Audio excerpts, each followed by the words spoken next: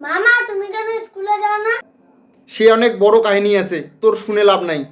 মামা কি এমন ভাঙ্গি বেড়াচ্ছ? শুয়ে তো আছো, বলো না। তার মানে তোরা শুনেই ছাড়বি? হ্যাঁ। তো আমি স্কুল যাইতাম না, এর পিছনে কারণটা হচ্ছে মেয়েদের অত্যাচার। কেন মামা, তোমার ঘরে মেয়েরা কি অত্যাচার করতো? আরে আর বলিস না, প্রত্যেকদিন হাজারে হাজারে মেয়ে আমাকে লাভ লেটার দিত। কেউ আমার জন্য হাত কাটতে ব্যস্ত, কেউ আমার জন্য জীবন দিতে ব্যস্ত। আমি একটা ছেলে কতগুলো মেয়েকে ভালোবাসবো তুই বল? মামা আমি ছোট বাচ্চা, ঠিক আছে, গাধার বাচ্চা না। মানে বলে দিতে পারলে হলো নাকি? আমি কিছু বুঝি না নাকি? আরে আমি সত্যি কথা বলছি, আমার কথা বিশ্বাস কর। তুই আমার কথা বিশ্বাস করবি না তো করবি না, কোনো ব্যাপার না। তুই তো আমার কথা বিশ্বাস করছিস।